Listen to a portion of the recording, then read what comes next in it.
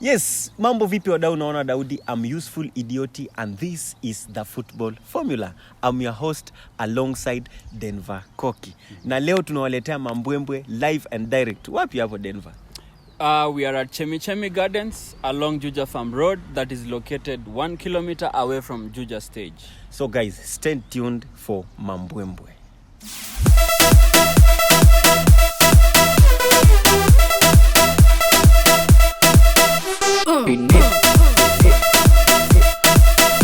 Yes, match week 14 ilikuwa na mambwembwe sana. Denver, match week 14 ilikuwaje? Ilikuwa fiti. It was a goals galore. I don't think kuna match week imekuwa na so many goals compared to match week 14. Na sijui tuwape results hii ama wacha tuwapatie kwanza results ndio tuendelee, si ndio? Tuwape results anyway. Results. Okay, so match week 14 ilikuwa hivi. On Saturday, first match ilikuwa Leicester Man City. Leicester City ilishinda by a solitary goal thanks to KDB. Yeah. In a game yenye Erling Haaland was out through illness. Yeah, but the game ended 1-0. City still won it 1-0. Yeah. But Leicester played well. True. I mean, given their form, na kushindwa just 1-0 by City. Yeah, that's an improvement. Kutokea venye walikuwa season ikianza. Nakumbuka vile tulikuwa tunawaambia kwa the previous episode. Wamekuwa chini. Hata Ward alikuwa na good game, goalkeeper wao. Yeah, Ward alikuwa na good game. You also saw Tielemans. Sure. Yeah, Tielemans played a nice game. Yeah, he really played a nice match. Pia nani alikuwa anasumbua pale, Vardy tried. Sure. Though Uze pia tunaona ndani imeingia. Lakini City bila Haaland. Ama ukishika Haaland na KDB vile Liverpool did. Unaweza kuwa na chance, ndio? Because I remember hiyo match ya City na Leicester, there's a certain through pass KDB alipatia Gundogan nile hakufikia. Ndio hiyo. Yenye kama Haaland angekuwa kwa hiyo spot, anaweka tu mguu. Hiyo mguu tu kidogo direction ndani kwa bao. But it was a really competitive match. It was a close win and Man City, they were so lucky to have won. They are second at the table as we speak. Sawa. Next kuna Newcastle Aston Villa. Newcastle manze ilifanyia vile ile kitu. Walifanyia vile ile kitu. I even thought Villa wamerudi honeymoon. That is after beating Brentford by 4-0 manze. But they were clearly taken back to factory settings. Yeah. As they were beaten 4-0 at St. James Park in a game where they were extremely poor and conceded 2 penalties. 2 penalties, true. Anyway, Newcastle are flying high and they are in top 4 by the way. Yeah, true. And you know Newcastle hii match yenye inakuja hii next pia itakuwa itakuwa na mambwembwe kawaida. 15. Anyway, as we move, Bournemouth Spurs. The match ended 2-3. Spurs won 3-2. It was a really close. Kifa Moa alipiga brace hapo mapema. By the 50th minute, Spurs were extremely squeezed. They were down by 2-0, but they showed character and resilience. And they came back and won it by 3-2. Yeah. Thanks to a very late goal by Rodrigo Bentancur. Manze wana fly poa. Hata even last night, I think they won it past the stoppage time to qualify for the round of 16 through a decent strike from Pierre-Emerick Højbjerg. Yeah, right? Nakwambia hiyo match ilikuwa too close. Ilikuwa hapo tulikuwa najua totele. Watu wale wanaitwangaje wale watu wetu wale ma stakeholders. Wale ambao investors wale ambao huwekeza. Walikuwa wanaona hapana nimeweka tote kichwa. Ameweka tote kichwa na ina dakika 50.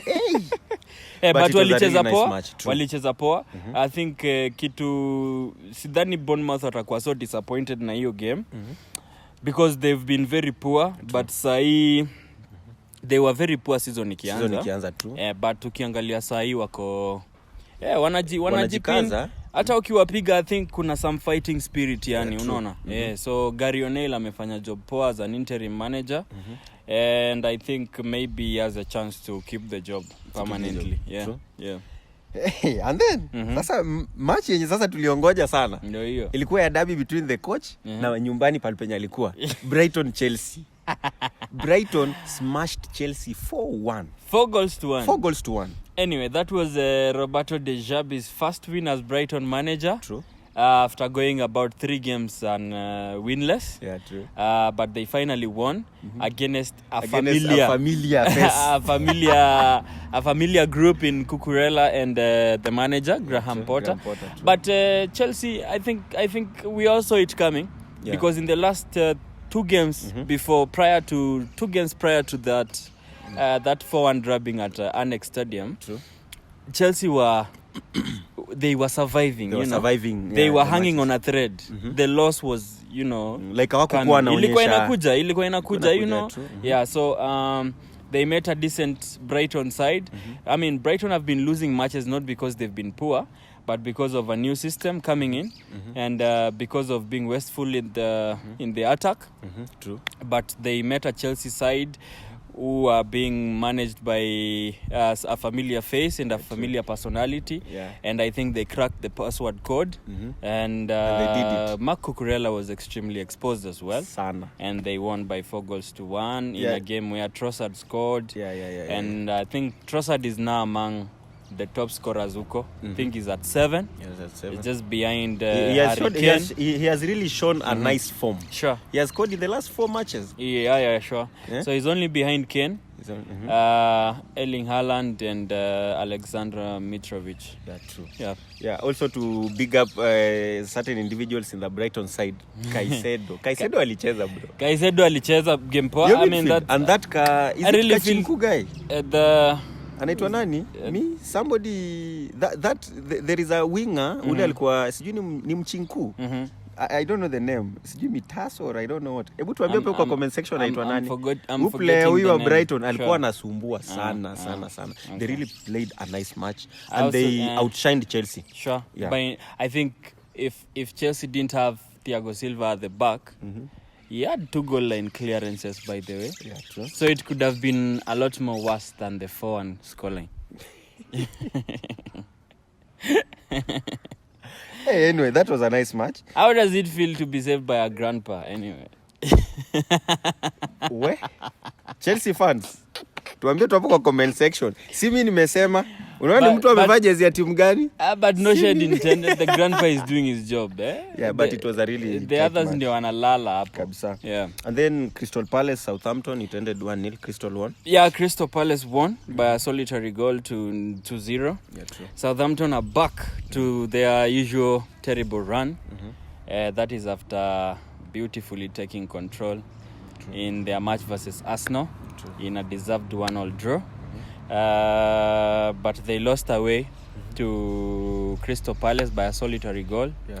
I don't know. Their form has been zigzag and I don't know if they will really plunge into that relegation battle, but their form is obviously not good and I think they need to pick up those kind of points early on in the season. Okay. Yeah. Wow. Brentford and Wolves, the game ended at draw 1-1. Brentford Wolves in a game where Diego Costa was back with his spectacles. Yeah, true. And got red carded very late into amerudi ile tabia yake 90 and he'll be back to play football after the World Cup because he's not going to Qatar. Manzejo. Anyway, that's Costa for you. They drew by it ended in a 1-0 draw. Yeah, true. Yeah, Fulham Everton ended in a 0-0 draw. Waliogopana? Si kuogopana vile. They are 2 mean teams, good defensively. True. Both. And then I think both teams met at a time when their form is almost in a similar, perimeter and magnitude. Yeah, so it wasn't a case of, fearing the other, but it was a case of a very tight contest that ended in a 0-0 draw.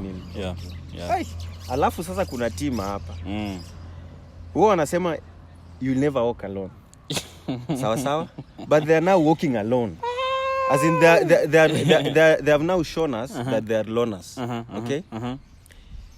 They lost 2-1 Liverpool. against Leeds. Liverpool. At home. Liverpool. At Okay. home. Liverpool. Anfield. Currently, Liverpool have similar goals scored and points accumulated at a similar stage of the season. What? in comparison to 2010 and 11 under Roy Hodgson. It's the same form, same points, same goals scored. Roy Hodgson ended up leaving. I don't know about Klopp because this is that 7th season curse, as you know, as theorized by football analysts and all. But I trust Klopp to turn it around. I mean, it's just a rough patch they are going through. But Liverpool have been very poor this season. Very. And the fact that they were beaten by a Nottingham Forest side that Arsenal comfortably slashed over, it just shows, summarizes their season, their entire season in a paragraph. I'm also looking at that match versus Leeds. Leeds have been good. Yeah, true. I think also Arsenal survived by a whisker. Yeah, that's true. At Elland Road. Yeah. So it's not surprised that they won there, but it is a huge surprise that they won at Anfield by 2-1, becoming the first team to do so after Fulham a couple of years ago. Okay. So Leeds are doing well currently. I can't take it away from them, and they won it late by I think it was in the 90th minute. Yeah, true. Yeah, so Liverpool have been extremely poor. They could be decent today, decent tomorrow, poor tomorrow. They have a very zigzag graphical performance. Yeah, but they won last night. They won last night against Napoli. Yeah, they became the first team to beat Napoli this season. Yeah. And they won by 2-0. Salah and so that Darwin Núñez. They even beat you look at Liverpool, you can't imagine that they've won against Napoli, the most on-form team in Europe. Yeah. And you can't also imagine that they beat Manchester City. And they lose. And they lost to Leeds. They lost to Arsenal in a fixture that is usually theirs lately. Anyway, Liverpool fans, tell us, what do you think? What's the problem in your team? Because hatuwezi sema ati shida ni squad. No. They have very nice personalities in the squad, right? Of course. So it's just the I don't know. I think some personalities are also out of form. Okay. Fabinho out of form. Trent Alexander out of form, and they also missed that industrious output from Sadio Mane. Yeah. And Sadio Mane anaperform inside. And Darwin Núñez is also ako tu. Anabatisha. No, he's a scorer. I know. Scorer. It's only that he can give you Lukaku and Haaland vibes at once. Wachia hapo. Tukienda Super Sunday, match week 14. Sure. Ilikuwa tu teams mbili kubwa. Of course. Walikuanga rivals, lakini siku hizi si rivals. Siku hizi naweza kasema tu unaona ni ma ex. We are not rivals until we meet in a turf. Anyway, Arsenal won 5-0 against Nottingham Forest. Yes, Ray Nelson scored a brace. Okay. His first goal since 2 years ago. 2 years ago, true. He replaced an injured Bukayo Saka. And that was a very decent way to come on for another on-form player. So, he took the chance by the Bulls on, and they comfortably swept aside Nottingham Forest in a game where Nottingham Forest pia ni wengine. They are decent today, terrible wako chini. Yeah, it summarizes their season. And I still repeat that they probably needed to get their signings right early on instead of buying a crusade of players when the season had already begun. Yeah. So they were swept aside 5-0. Arsenal ilifanya deforestation. They did some deforestation at the community stadium. It was a really nice match. Was it a charity or an environmental degradation? That was environmental degradation. You know what? Why weren't you arrested for that? We could not be arrested because we were helping the Manchester United fans. Arsenal to do what? Helping because cutting down the trees ilikuwa inamaanisha in case West Ham wapige Manchester United, mafans wa Manchester watapata miti ya kuenda kupanda juu ya jinyonge. No. So that's it was helping a brother. No, that's a lie. We only need ourselves to help ourselves. Very true. Manchester United won 1-0 against West Ham. A close was a really tough game. Match, let me say. First half, Manchester United really dominated. Of course.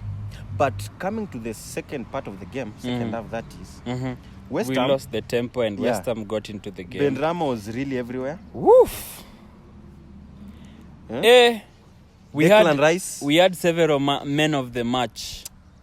Dalot had 3 clearances that were obviously a goal. True. 2 headers that were definitely destined for the net. True. And also swept aside a cross that would have been easily slotted home by another West Ham player. So we won that game 1-0 and we held on. And that still just goes ahead to show that our defensive prowess has massively improved as compared to last year.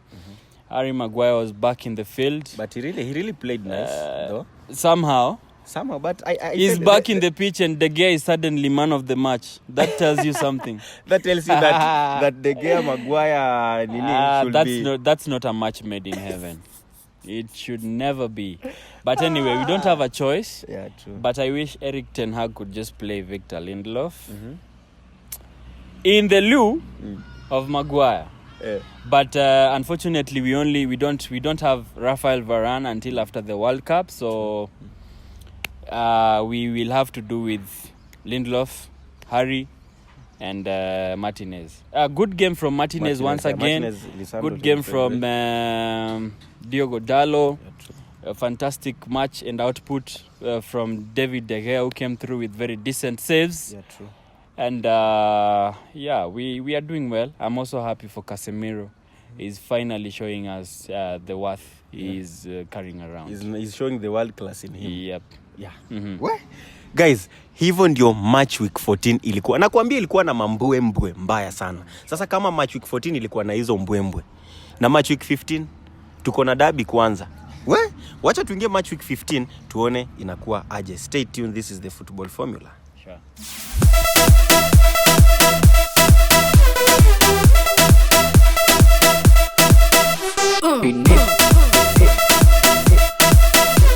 Welcome back, guys. This is the Football Formula. So, moving forward to match week 15. Denver.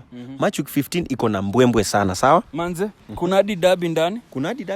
Yeah. Super Sunday pale. Ndio. Wacha kwanza ni tuwapatie kwanza fixture venye iko. Katambe basi. So, Saturday 5th November.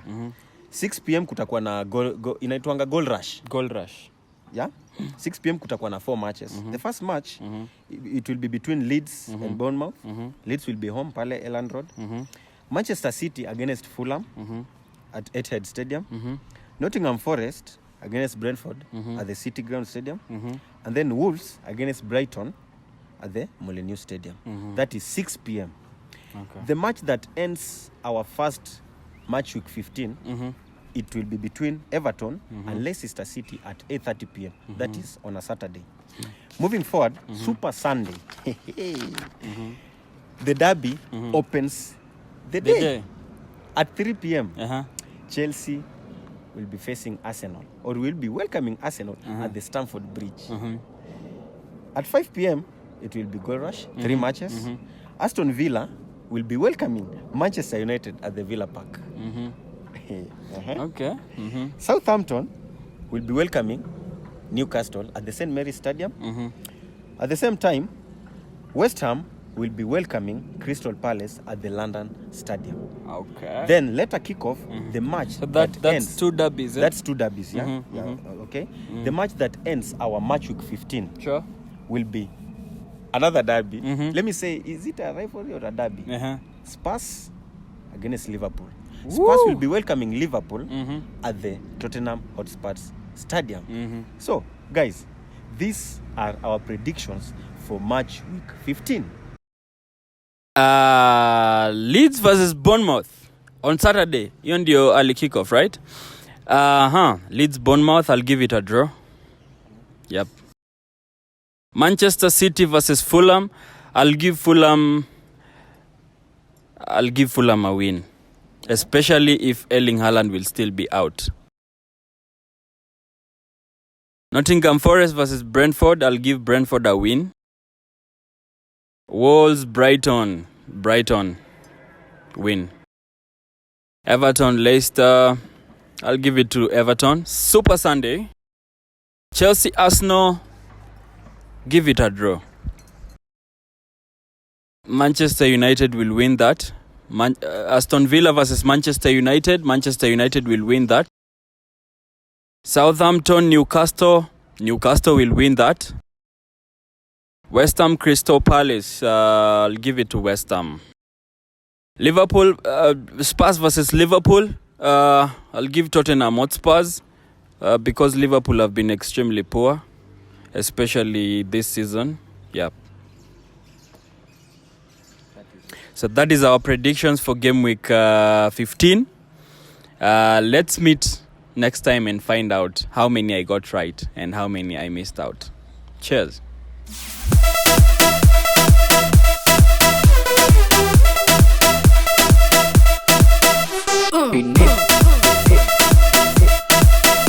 So guys, those are our predictions. What is your prediction? Tuambie hapo hivyo kwa comment section so that after match week 15 tuone wewe umepata ngapi na sisi tumepata ngapi, because this is the football formula. Sure. Denver. Kuna part nyingine yenye watu upenda sana na sisi huwasaidia. Of course. Lazima watu wasikie fiti, si ndio? Na lazima watu watengeneze pesa. Huwa tunawaambia nini? Huwa tunasema over and over again. So guys, dear investors or aka gamblers, True. We are asking you to bet legally, responsibly, and wisely. True. So just log into your favorite betting site. There's so many of them. Chambua your games up, and then you stake what you can afford to lose. You only stake an arm and a leg if you're bowling. You only stake an arm and a leg if you can afford to lose it. True. And there are some kuna do fulani tunasemanga usichukue ukaweka hapo. Pesa ya rent, pesa hospitali, pesa ya medical bills, pesa kupeleka dem out, pesa ya chama. Madem ni wengi, unaweza weka tu hiyo. Yeah, so bet wisely. Just chambua your games wisely alafu seti hapo. Unaweza bet hata na 10 bob, 50 bob, 100, as long as you can afford to lose it. We are good to go. And another thing, don't expose the underage kwa betting. Yes. Those below 18 years of age. That is why tulisema legally. That's Under the why age of 18 Sawa? is strictly prohibited by the law. Okay, sawa. Yep. Wekelea stake yako, wekelea bet. Tuone umepata ngapi, si ndio? Ukijibamba sina si tunajibamba. This is the football formula.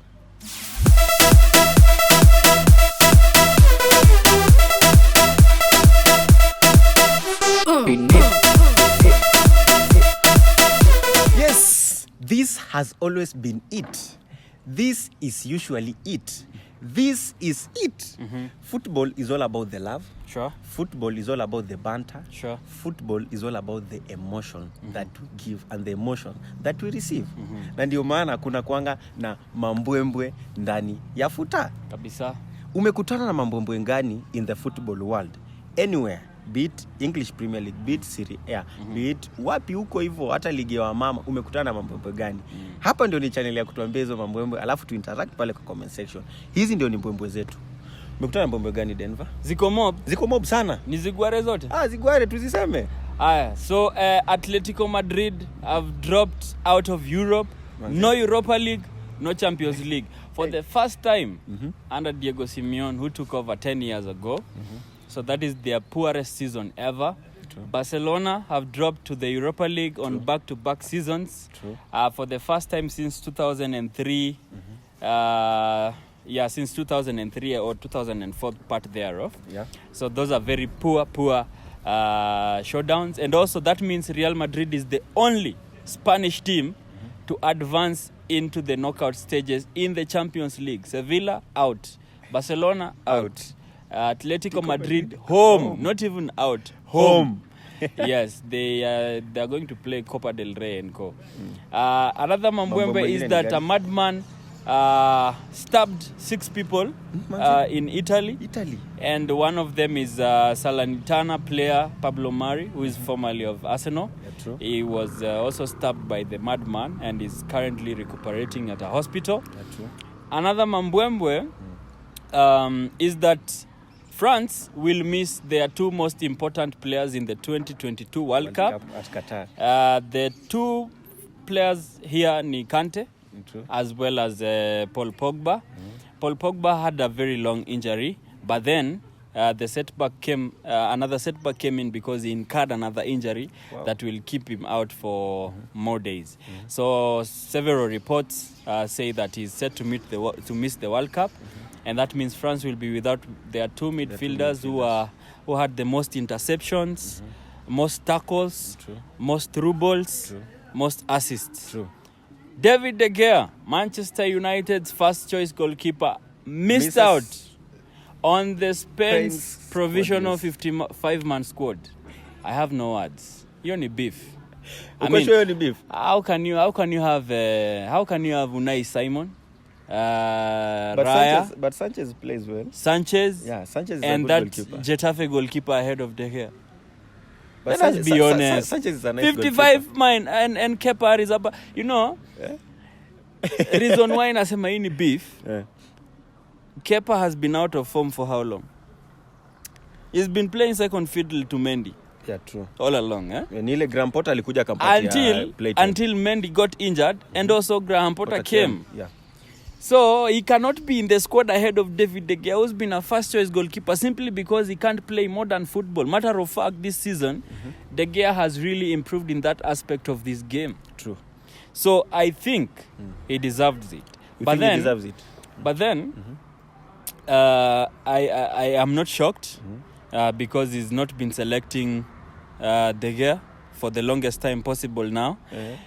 So even if he was in the 55-man squad, I'm sure he wouldn't have been considered for the World Cup. So it's all good.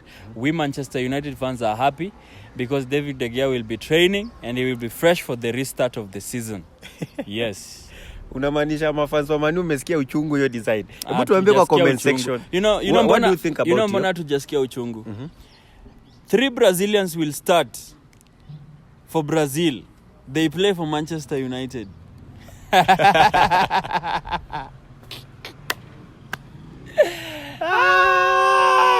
Martinez will start.